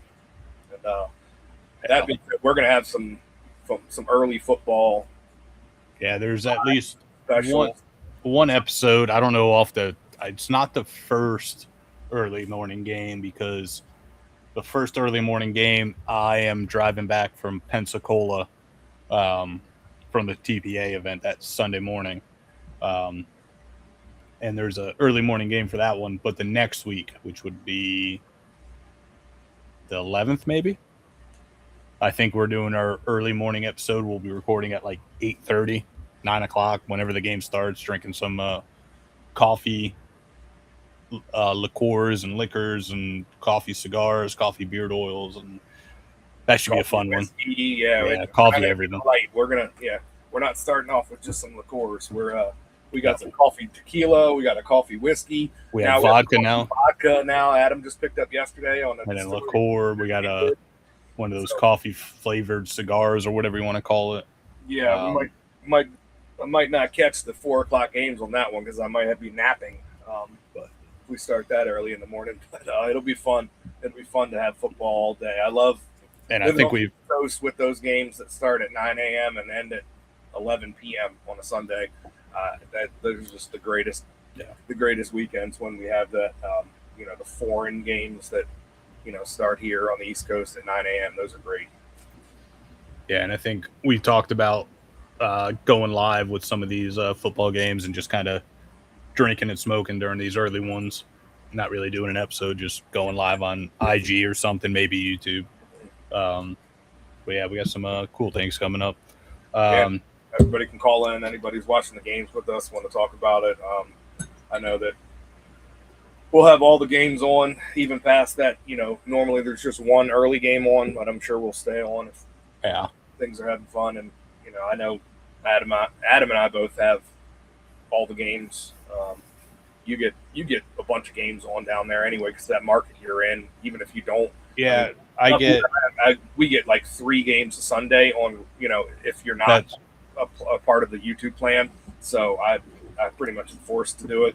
Yeah, I typically get the Jags game at 1 and then maybe like 2 or 3 others because we got Hulu Live. But I've noticed that the Hulu Live on the TVs and the Hulu Live on my phone and tablet show different games because I think have you ever signed into like Amazon? It says like somebody has signed in from wherever and it's you. So my phone, for whatever reason, when I sign into stuff, it says someone signed in to wherever from Atlanta. So my phone thinks it's in Atlanta, so I'll get like those games. And then this tablet, I think, said like New York or something like that. So I'll, as long as I get these 2 to go along with the TVs, I get that. Literally happened. Games. Literally happened to us yesterday. Because our phones, the service is based out of Reston, Virginia. Yeah, my wife didn't know that. So I was going to the store and I went to get on my phone for some reason, and it made me, for whatever, it was like, you need to sign into your Apple ID again. So I sign in, it says, oh, we sent a code to your phone. And since we're, Apple family or whatever, it didn't send it to my work phone. I'm like, shit, it probably sent it to an iPad or something at home. I'll just figure it out when I get home. I get home and my wife tells me, hey, somebody from Reston, Virginia was trying to like log into our account, so I changed the password. I'm like, oh, that was me. We're from Reston, Virginia. That's where our service is based out of. I don't know why. Yeah. We got our phone plan 3 miles down the road from us in Pasadena, Maryland, but the service is based out of Reston, Virginia, which is an hour from us. So she reset the password, which she should have, because it was, she thought somebody was trying to log in from somewhere else. And then so I had to log back in with a new password she made. And then all of a sudden, my wife, my work phone, our iPads, my daughter's phone, we all started getting everybody else's text messages. It was like Apple Cloud. So I would text my wife as a test and would go to all of our devices. We're like, oh my God, I love Apple, but I fucking hate Apple. I hate Apple. I'll never not get Apple products. I'm an Apple phone guy for life, but some of the stuff that they do, like, come on, you can't figure that out. You sell a family share plan. We don't all want to see everybody's texts and pictures and cloud. So we spent like an hour going through Googling stuff, trying to figure out how the fuck to separate all of our devices again. It was a nightmare. And yeah, it's because, I don't know why our service is based an hour from us, but I guess that's just how their hubs are or whatever. Yeah, I'm in Virginia, and and then that screws me up too, because there's some gambling sites that I would like to get on with fantasy football and stuff like that, and Virginia doesn't allow it. I'm not in Virginia, but my phone thinks I am. So I'm not allowed to get on those certain sites, which sucks too. So you got to get I got to do my workarounds for that kind of stuff. But it's just that's funny you brought that up, because that happened to us yesterday. Yeah, it's not all the time. Like, there's times where, like, I'll sign on. Like, I don't know, how you get signed off every once in a while. I'll sign on. It's like, oh, someone from Jacksonville try to sign on to Facebook or Instagram or YouTube or Amazon, anything. It'll say Jacksonville. And then there's other times, oh, someone from Atlanta, and it's literally me. Like, right. Like, yeah, it's just like, I don't. So, which is fine, because, like I said, there's times where I'll look on my phone and it'll say, trying to watch, last season, I was on my phone because we were out doing stuff. What's going on, Wigwag? I was on my phone. We were on our way back from doing something. I was watching a Bucks game, and I get home to throw it on, and we had like the fucking Minnesota versus whoever game. I couldn't find a Bucks game, so I had to watch the game on my phone, which was all right, because I watched the game on my phone and had another game on the TV. But I was like, this makes no sense. Like, we're on the same Wi-Fi. and in the same logging in the same Hulu account, which hopefully no one from Hulu or Disney is listening and fixes this shit. But like, I could literally watch, like, I got a TV out here, we got a big screen inside. I could stream, like, what do you call it, screen share or whatever, to this TV from my phone and watch one game and watch another game inside, and we'll bring both TVs in there, and hopefully it stays that way, because I could watch multiple games. Same thing with hockey, but it's just, it makes no sense. But yeah, definitely looking forward to actually being able to, because when football season starts, it means it starts cooling down a little bit. Yeah, I'm looking forward to that. Definitely looking forward to that. Switch this spot cooler that I have right here next to me for a heater. Can't wait for that. Can't wait for that. Yeah, I just can't wait. I got a little heater it's like a desktop heater, and that's basically, other than like the 1 or 2 days that we get like real cold, like we had ice build up on our AC or our condenser outside, because we were in like the single digits, which happens like once a year. But I just want to be able to sit out here and not sweat my ass off. And like, we're sitting steadily at 95, 96, 94, 95, so mid 90s, but the feel like temperature it's 95 right now at 6:45, feel like 110.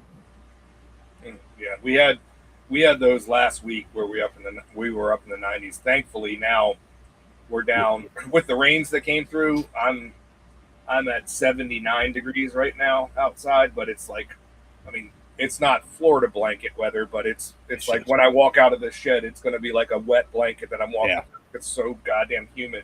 Even though it's cooled down, it's just so humid outside. But it looks like we're out of the 90s. I'm looking at the 14-day forecast, 89 at the highest, looks like 81, 82 I'll average. take 80s. Yeah, I'm so down for that. Like right now, it's saying 55% humidity, 75% dew or 75 degree dew point, 95 degrees, 100 and something. Feel like it feels like I got a wet blanket on. Like Yep. my shirt feels like it's been sitting in like a bathtub of just wetness. Like, It's not wet. It's just, but it's not dry. It just sticks. Yeah. And like I updated the fan that we had. We had a small fan. It was an outdoor rated fan. And I'm like, that'll be fine. It's just move air. And it was like a small, I think it was like 36 inches total, like 3 foot total from blade to blade. And it didn't do damn thing. Like, you gotta get one of the like the smoke from the cigar would just go all the way up, hit the fan, then move. Yeah. I upgraded. We got like a 52 inch. Like we got like this much room to the edge of the the walls, and I'm feeling it. And that's why if you see me kind of like do one of these things, I'm underneath. Like I got one of those desks that like go up and down out here. It's the manual one, so I'm trying to get underneath to kill the airflow so I can light my cigars. Mm-hmm. I'm feeling it, but it's still just pushing warm, hot, nasty, wet air. But at least it's movement. So like I mowed my yard this morning. Like I said, it was brutal. It was disgusting. Yeah, I can't wait for cooler air. Yeah, you're telling me that's the only way I can survive. I have this spot cooler out here, and this where I'm at cools it down, but it's still humid. So I got a ridge vent fan to draw it out, like kind of like an attic fan style. Yeah. And I have a duck inline, like a 4-inch inline duck exhaust fan that I piped out the door.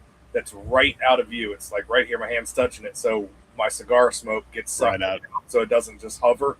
And so I constantly have air moving around me, so it's nice when I'm out here in the summertime. But I've thought about putting a mini split right above me just to blow, because it's not going to cool here. It's blow right on you though. Yep. I got 2 out of my 4 walls right now are screen. I got this wall and then our glass door.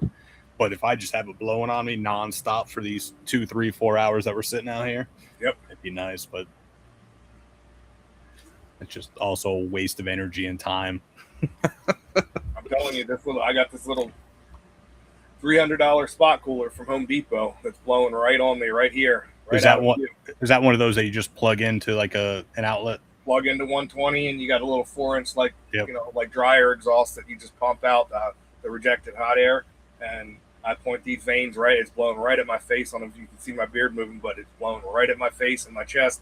Just nice cool air. Yep. It doesn't really cool down the whole entire thing unless I put it on you though. But it's blowing on me constantly. That's why I'll take a puff of like cigar. So somebody had mentioned to me one time, one of my friends was like, doesn't even look like you're smoking sometimes. I'm like, because I'm in a wind tunnel. Like, I have exhaust air going. I have cold air blowing in my face. So when I exhale, it's like I don't get that big plume of smoke that just hovers like you think you would see. But because I got air moving, trust me. If not, I'd be sweating. Yeah, but, so I went back through these. That's what I've been doing. I just finished all 4 of my samples, and I'm pretty. I know my order. I don't know if I know my top pour. I don't know an order. I'm gonna ignore the with cigar, without cigar, because I already know I don't like 3 of them with the cigar, so that kind of taints it. A lot of times when we do these blinds or these samples, we're like, I like this with the cigar, this without. I don't like any of these with the cigar except the first one, but I don't think that's fair. So for my palate, I don't like rum. As of right now, I don't like rum with the cigar. So for me, I liked the Australian rum the best. Yeah, 100%. Yeah, that was. This one is fantastic. Clear cut. There's a fairly close second for me and a distant third and fourth. Just for my palate, just for how it hit me today. But the Australian rum, I think, was clearly my favorite, just for the complexity, the different flavors. I mean, I liked getting those fruity flavors, that minerality. It's a little different. Yeah. And I think so. You're definitely a rum guy or a rye guy. Yeah, I am. Over the years, when I first started drinking whiskey, however many years ago, I could not stand rye. But over the years, I've become more and more of a rye guy. Like I find myself pulling ryes off the shelf more than bourbon and single malts now. So I think this one with that like citrusy, florals type note, I think is the reason why both of us are going towards it. And I'm a big IPA drinker, and the pineapple Same here. note, juicy. Same here. Yeah, I think So it's like, I cannot stand fresh, like cut a pineapple. I cannot stand it. I cannot eat pineapple if there's like a fruit bowl with pineapple in it. I can't do it. I can't do pineapple in food, desserts, whatever. But you put it in like a rum or a cocktail, I'll drink it, and I love it. But for some reason, that fresh, like I don't know if it's the like the tartness or whatever. I can't do it. But yeah, I love pineapple. We cut one up the other day. Me and my kid ate most of it. I love pineapple, fresh pineapple. No, but I referenced earlier because I got one. I found it was like all yellow, almost brown, like soup. You could tell all the sugars. It was super ripe pineapple I found at the store. We cut it up. We ate it. It was fantastic. I told my wife, "Hey, there's some cut up pineapple in there. You can take some to work for your lunch." She opened it up the very next morning, and she's like, "It's all brown and mushy." So like overnight, it had like gone way too ripe after being cut up, and that's the smell and kind of the flavor I get off of that. Where it's like I wouldn't eat that pineapple that's kind of like already turning brown, but that's kind of like the flavor note where it's like over ripened pineapple. But yeah, fresh pineapple juice, I love all of that. No, this is like an over ripened note, and it's fantastic. Really, really liked this Australian rum. For me, the second one was the old line. I just love that sugary, high proof. Like it's like confectioner sugar, pink bubble gum, but spicy, high proof. But it drinks kind of lower proof. But you kind of definitely does drink lower proof. Yeah, it drinks lower, but you can still kind of feel it on the tongue where you're confused at what proof. Like there's no chance I'd be able to pick a proof and a blind on this. I would think 110. Probably high proof, but it's probably not. It's probably tricked me. I'd go like 110. Yeah, I'd go 110, 115. Yeah. And then because you could feel it myself, that'd be very difficult. That being said, in 2 weeks when we smoke this Busolo, if it's not out in the shed with you, bring it with you. It's right here. I'm gonna leave it out here. Yeah, I got down to that final third, and it changed it to like cream soda. Oh, okay, yeah. It was definitely. We'll have to remember that. I wasn't like it was all right with the same thing went with the Australia. It was all right with the old line at first. Like it didn't really do much. It kind of added a little bit of toastiness to it, but it kind of dialed back down.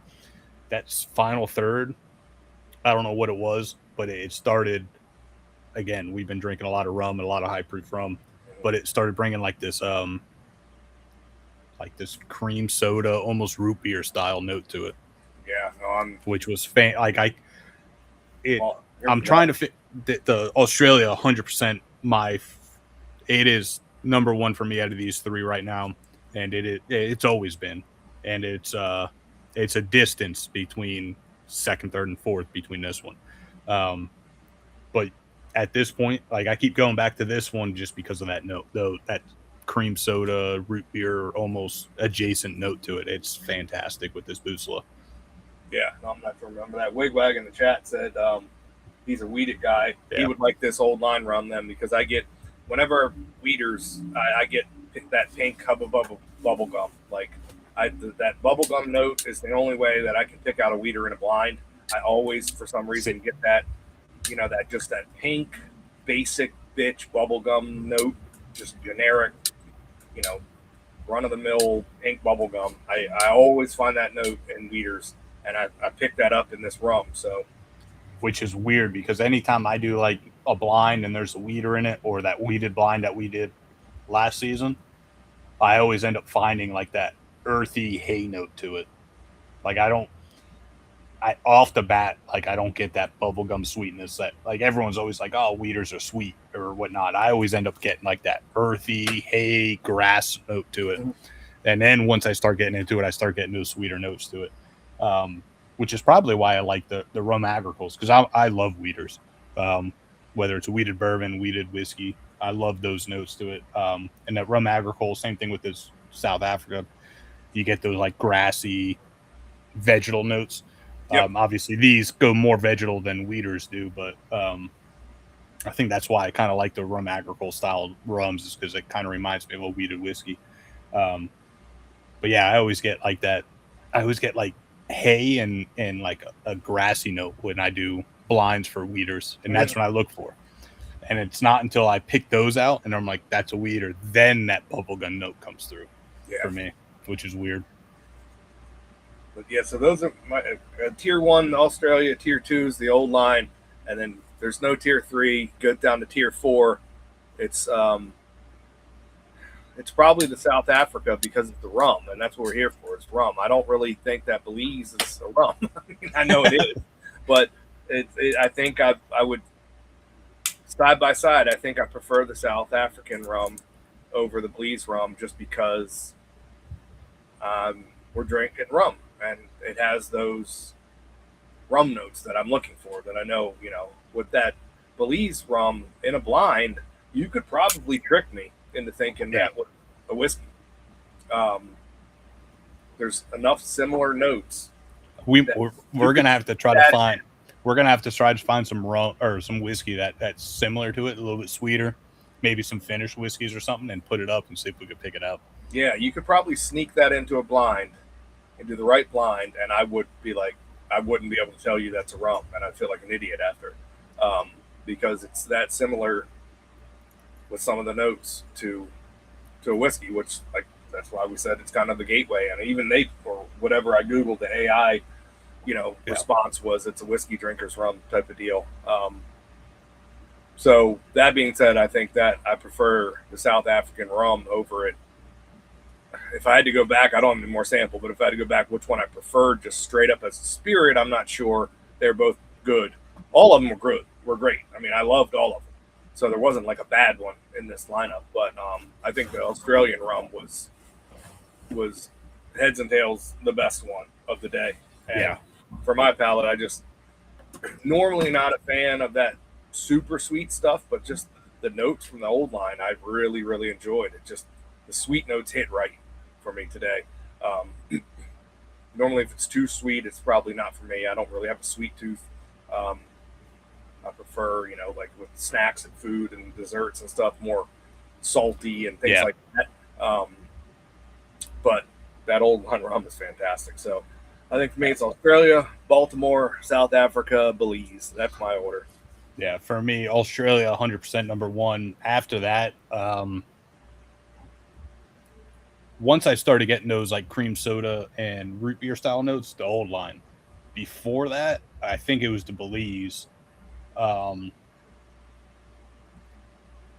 But honestly, like they're all such different. It's hard to pick like which one, because they all have.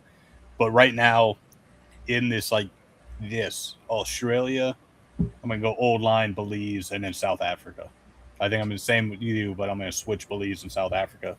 Now, if I'm sitting inside where the AC is at 70 degrees or whatever I have it inside, I think the South Africa is going to be a little bit higher. I think the funky notes and whatnot of that, I think just kind of that and the heat just kind of just like, no, like it's just too much. And then I think going inside to something cooler, I think the sweetness of the old line might kind of bring it down a little bit. But right now, sitting outside with the cigar, well, not even doing the cigar, but I think I'm doing Australia, old line, Belize, and South Africa. Yeah, so we're right there, because I was a coin flip between Belize and South Africa too. It's a completely different lineup. For me, I have a gap between the first two and the second two where you might not. But like I said, the setting could change it too, as what I have a gap between number one and then the rest of them. That Australia is 100% like it's fantastic. I mean, I don't care that it's pick though, right? You said yeah. And they don't typically, from what I remember, they don't typically put these out at 67.5%. They usually get proofed down to right about 120 or so, I think. Yeah. But even though it is 67, so that's at 135, 67.5, 135. Yep. Yeah. Even at 135, like we said, it to me, it doesn't drink it drinks hot, but it doesn't drink as hot. but I think that fruity, like the citrusy floral notes to it would kind of help bring it down and just makes you think that it's a little bit lighter than it actually is. Yeah. And then the old line is definitely a lot sweeter, being that Caribbean style rum. And then, yeah, the Belize and South Africa, they're both great rums. It's just, they're heavier. Just palate wise, not obviously not proof wise, just palate wise, which with the heat just kind of makes you like, I don't want those. But like I said, I own all 4 of these, and I will drink all 4 of these any day of the week. I am a big fan of anything that Holmes, Key, or Old Line puts out right now. I haven't had anything bad from any of them. But yeah, definitely. This Australia though is hands down fantastic.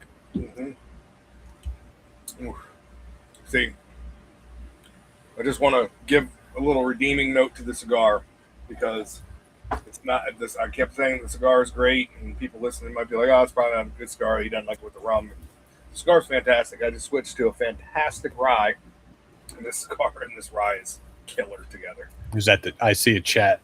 Yeah, the chat single barrel, the one that we got when we went to chat. This is the one, the B007, the 60.2%. So 120.4. Yeah. 120.4 single barrel straight rye malt whiskey from Chattanooga whiskey. Just happened to be next to me. That was the first rye, because I was like, I need to try a rye with this cigar. And yeah, their ryes are some of my favorites. Fantastic. Yeah, that's fantastic. So shit, if we need to talk to Tim over there, Tim or who's the distiller over Grant. We got to talk to them and be like, hey, can you guys get a 10-year rye going soon, and we'll put that in our blind? Yes. Yeah. Because talk about them. So I was earlier this year, I helped pick a New England Barrel Co. Single barrel for a restaurant / liquor store, or not even liquor store, restaurant / bar. And it ended up being a 8.5-year Green River weeded distillate that Nebco got. And I put it up against, so I had the 8.5-year Nebco, which was Green River weeded, William LaRue Weller, which was a 2021, a Chattanooga whiskey single barrel weeded, and the Maker's Mark cellar aged. So I tried to get like some, like the cellar aged and the LaRue are obviously up there in price, and the Nebco and Chat were right there in price. Mm-hmm.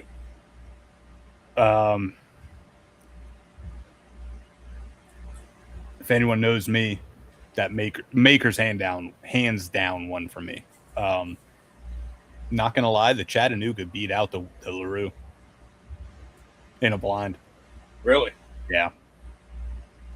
That's kind of surprising, but really not. I mean, it's surprising for anyone listening, probably, but not for me, because I've done a 180 on Chat. I didn't like them when they were just 91, 111 when that was first coming out. I wasn't a huge fan. I've done a complete 180 there. Everything I've had is fantastic from them. It went Nebco, which is it's still a fantastic pour, but Nebco, LaRue, which obviously is amazing pour, the Chat single barrel weeded, and then the Maker's cellar aged, which I don't think I've ever put that in a blind before. Mm-hmm. And I liked it, but it was one of those that I was like, I like it, but I don't know if it's worth the price. But after I did that blind, I was like, and I did it twice back. I did it 2 nights in a row with the same finish. So that being said, if the Chattanooga weeded at what, $75, I think they were coming out at, or $65 versus 100, and what's SRP for LaRue now? I think it's like 175, The wheat, the maker's cellar age, I think, is right up there in that same price range. Yeah, like I'm not one to hunt whiskeys anymore. Like I haven't hunted whiskeys in forever, but the chat single barrel wheated at $60-$70 is, I'm searching for those every day versus the LaRue or cellar aged.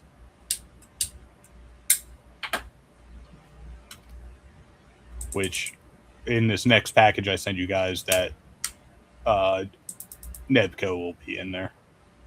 Nice. Because I talked our last bottle share, we had it was basically like the release party, and what's his name? Jason. Is that his name? I think his name's Jason. I could be completely wrong. Saunders from Nebco. He's like the owner, founder, whatever you want to call him. He was there, and I was like, "Hey, you want to come on a podcast?" And he said, "Yeah, just send me a message." So I was like, "All right, let me get this bottle out to the guys, and I'll contact you, and we'll figure out a date." So we'll have him on, and we'll drink those pours. But got to find a date with them. But yeah, fantastic pour. But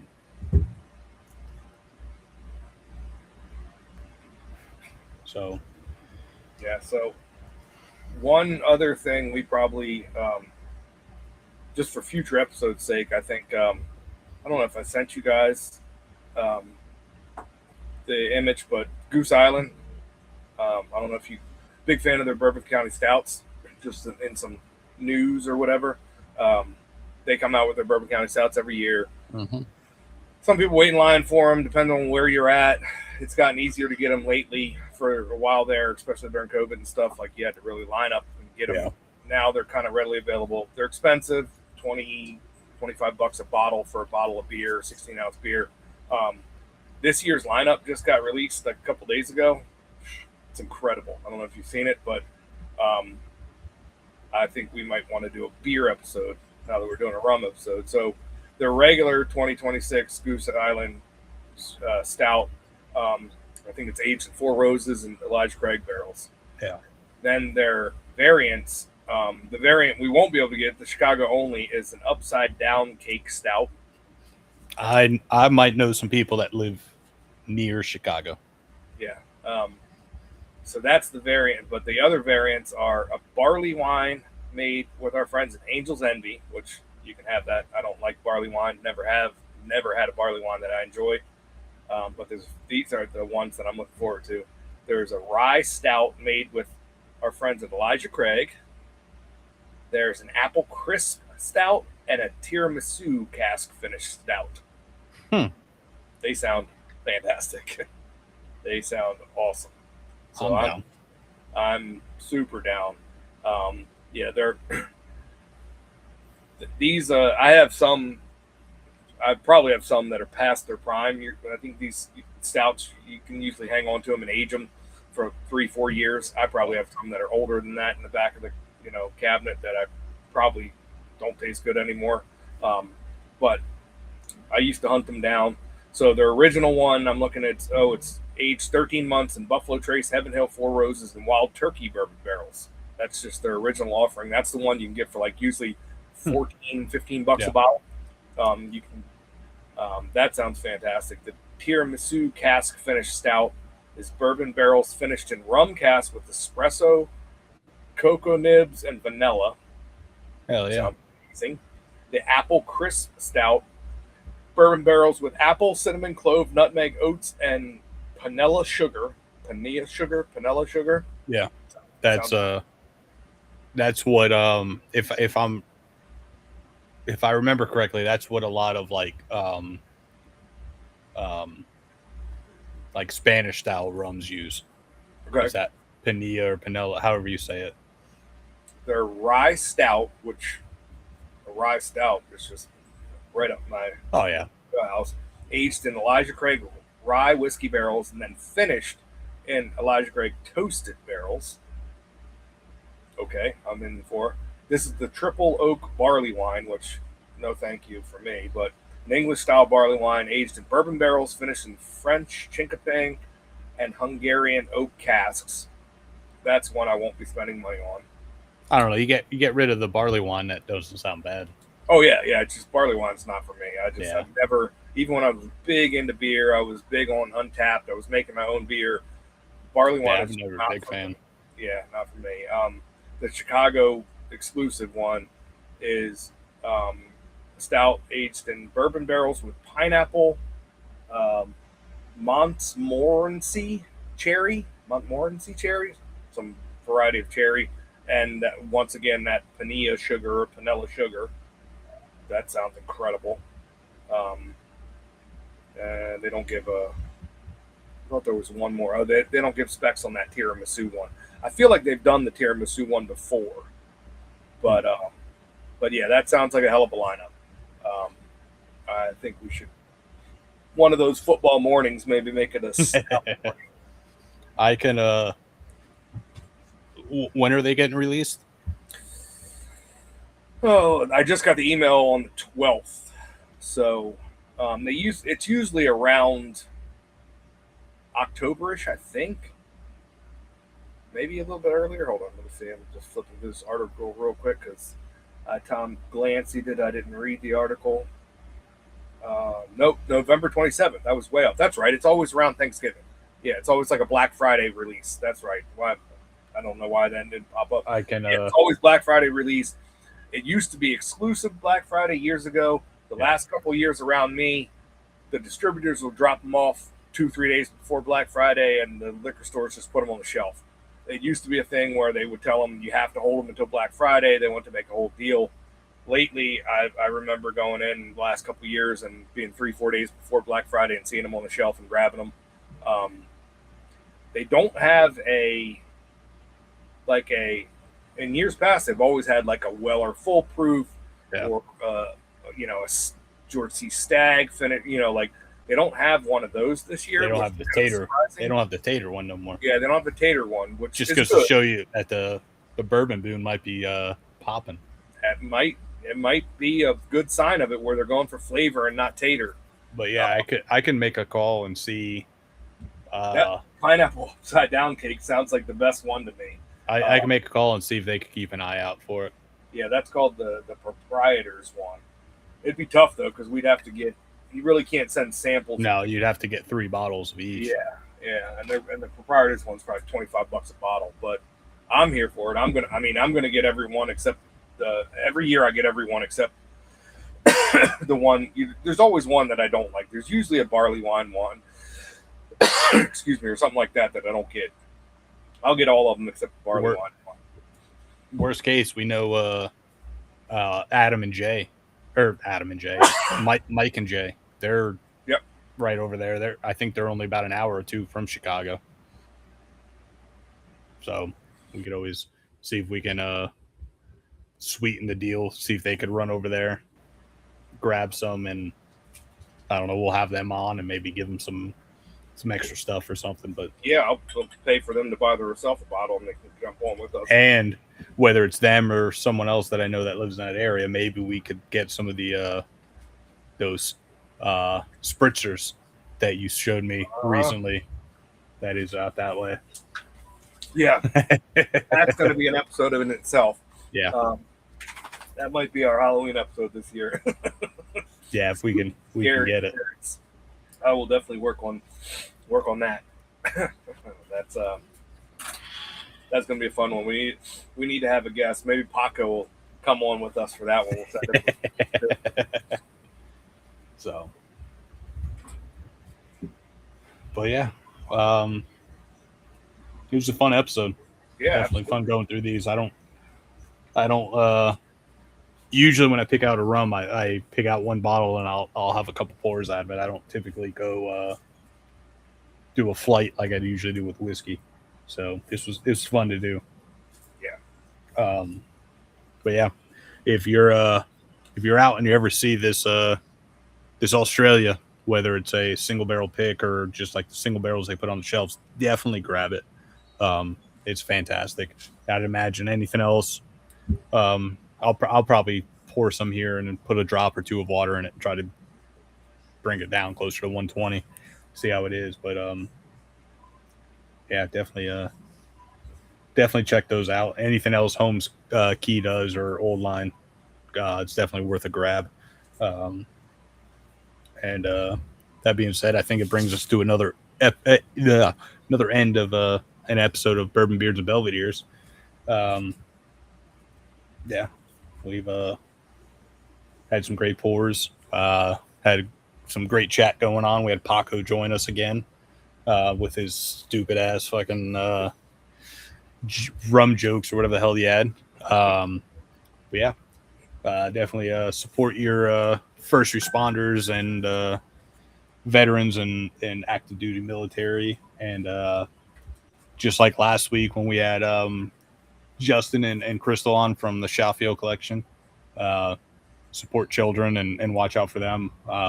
We definitely do need to figure out a giveaway to do with them and support. I think it was Sarah's Roots was the charity that they work with. So we're definitely gonna have to figure something out because that'd be a good one. I definitely think we need to do that. Check out SmokeyBearCigarShop.com for some very budget-friendly, very good cigars that you can order online. And then if you haven't heard about Haze Gray, I don't know where you've been, but definitely check them out. This Busolo is fantastic. And like I said, and not next weekend, but the weekend after they'll be on, we'll be talking about this cigar. Hence why I really didn't talk about it much. We'll talk about it when they're on. It's a fantastic cigar. I'm still nubbing it. But like Adam always says, support veterans, military, first responders, children, all that good stuff. And you got any last words? Nope, just drink your rum and your whiskey and your spirits responsibly, and get out there and try some rum if you haven't. If you like whiskey, if you like bourbon, you're probably listening to this show because you like whiskey or bourbon or rye. Try some of these good rums. Don't just grab the Captain Morgans or the Spence and all that bullshit. Actually, they have their place, but actually grab some good rums. And if you're curious about rums, definitely reach out. I got a cabinet full. Jason, the Dram Amateur, he was in the chat with us. Reach out to him. He's got a bunch of rums as well. And honestly, if you want to try anything, just hit up the podcast or myself on Instagram, and we might be able to make some samples magically appear at your door. So, but yeah, definitely check these guys out. And until next week, cheers, guys. Cheers.